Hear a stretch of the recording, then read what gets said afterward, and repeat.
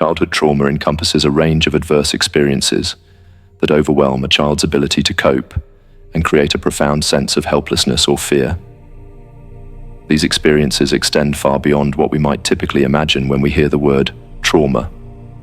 They include emotional abuse, such as persistent belittling or rejection, neglect, where basic physical or emotional needs go consistently unmet, witnessing domestic violence or community violence, living with household members who struggle with substance abuse or mental illness, and experiencing the destabilizing effects of parental separation, divorce, or incarceration.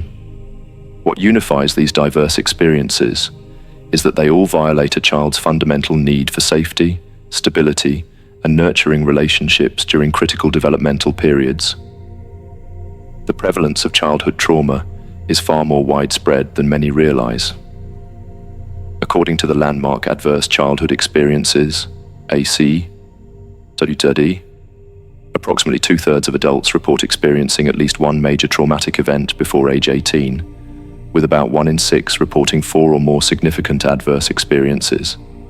These statistics cut across socio-economic, racial, and geographic boundaries, making childhood trauma one of the most common yet unaddressed public health issues of our time.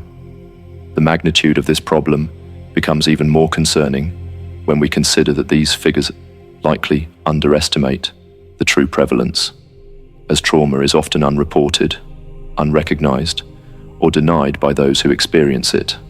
Understanding childhood trauma requires a multidimensional approach that integrates neurobiological, psychological, and social perspectives.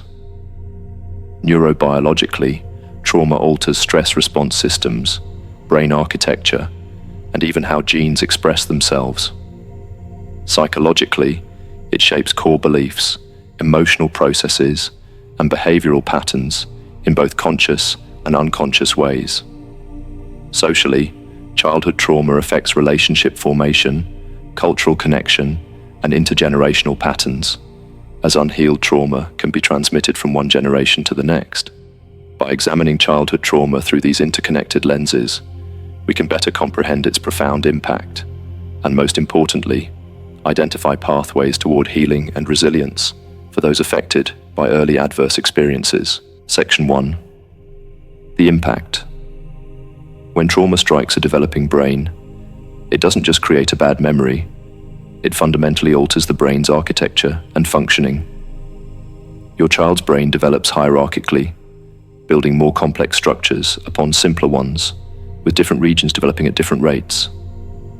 The brainstem and limbic system, responsible for survival functions and emotional processing, develop earlier than the prefrontal cortex, which handles reasoning and impulse control.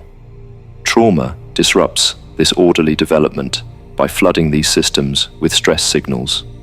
Children exposed to chronic trauma often develop overdeveloped threat detection systems in the limbic regions, while showing underdevelopment in areas responsible for planning, reasoning, and emotional regulation.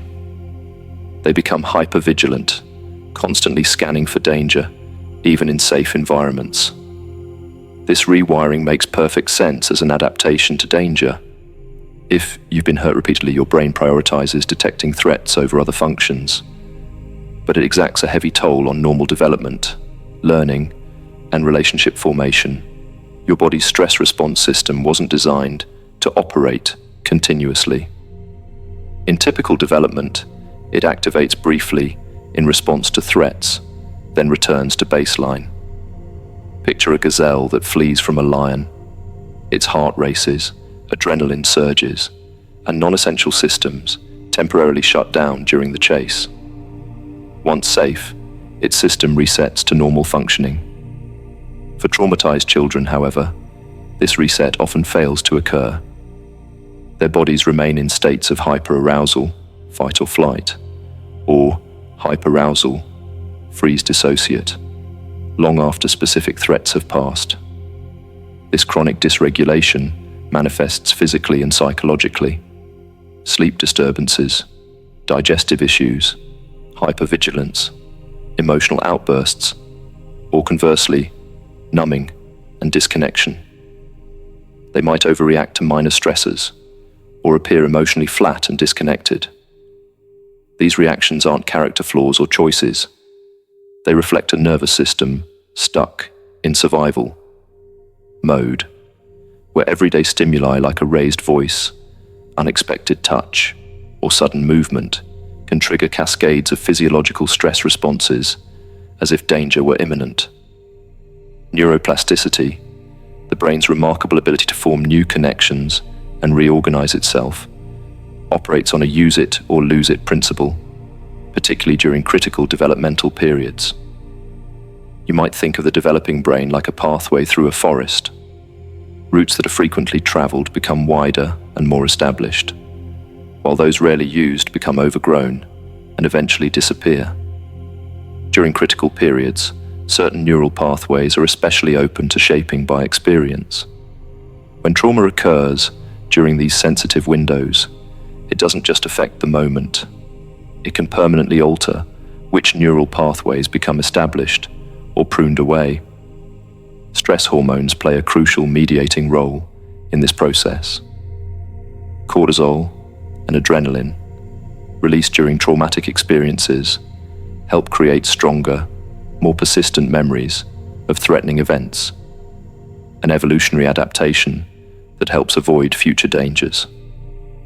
But when these hormones flood developing systems repeatedly, they become toxic, actually killing neurons in key regions like the hippocampus, crucial for memory, and prefrontal cortex, essential for reasoning and regulation.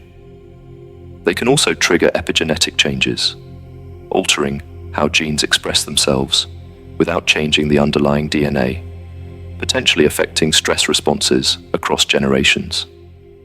The storage of traumatic memories differs fundamentally from ordinary experiences, explaining many puzzling aspects of trauma responses.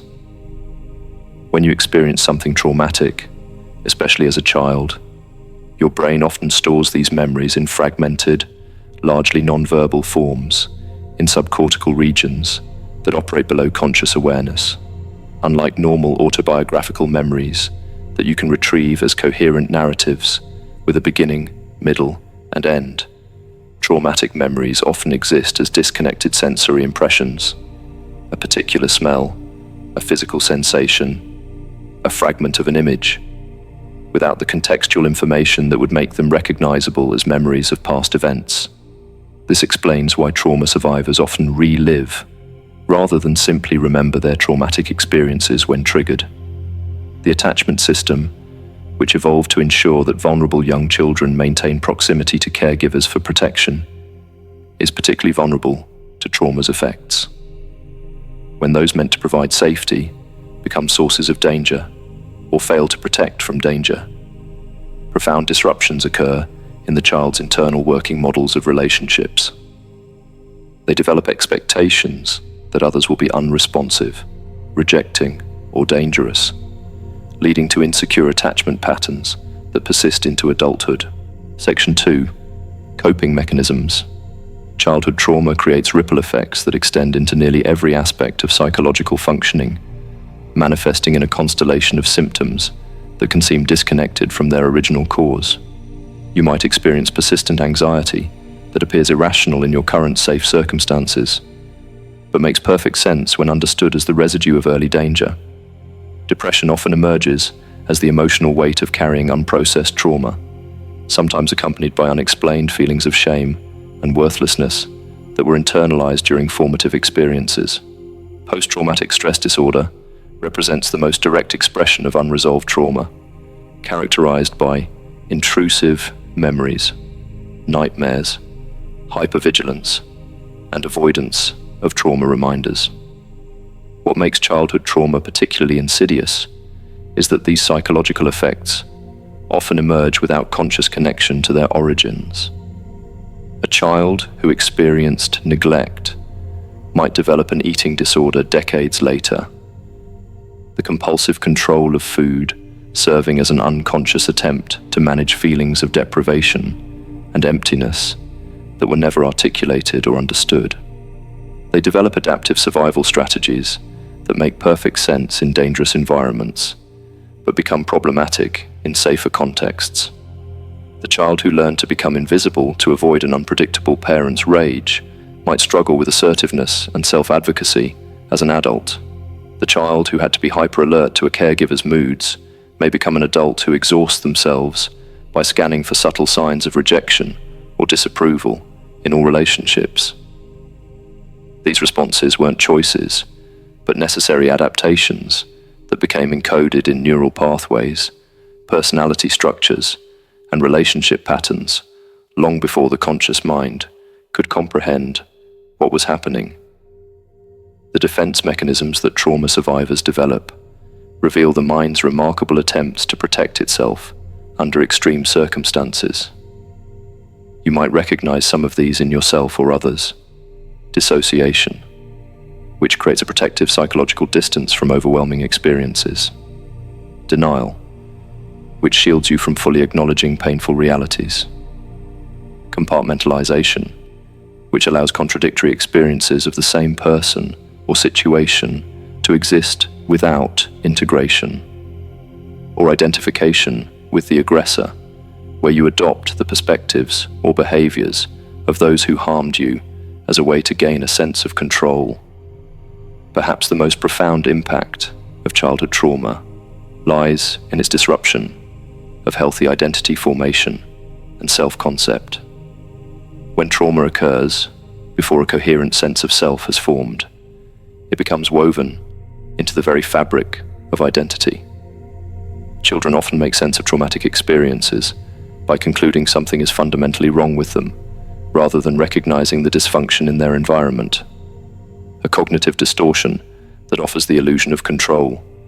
If I'm the problem, maybe I can fix it, but leads to deeply rooted shame. They may develop what psychologists call a trauma identity, organizing their entire sense of self around survival and coping rather than exploration, growth, and authentic self-expression.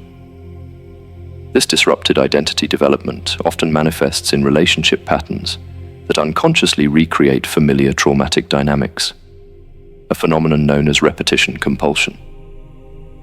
The adult who repeatedly enters relationships with partners who are emotionally unavailable, despite conscious desires for connection, may be unconsciously drawn to the familiar emotional landscape of their childhood. This isn't a conscious choice or character flaw, but the mind's attempt to master unresolved trauma by recreating it, hoping for a different outcome.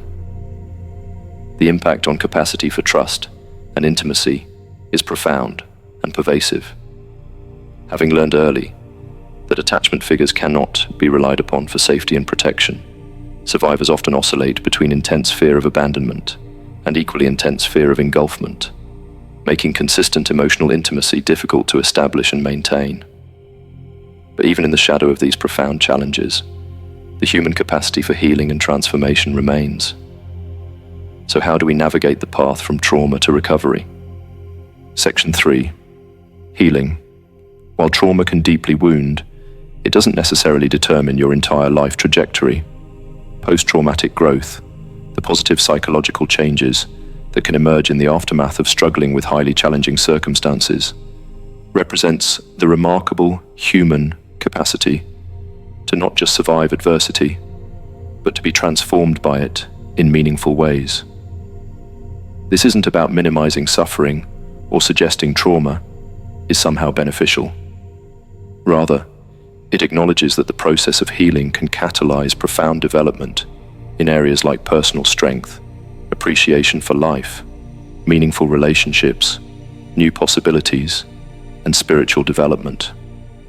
Resilience factors that contribute to this growth include having at least one stable, supportive relationship, developing effective emotional regulation skills, maintaining hope and belief in possible change, finding meaning or purpose through the healing journey, and exercising agency by actively engaging in one's recovery process.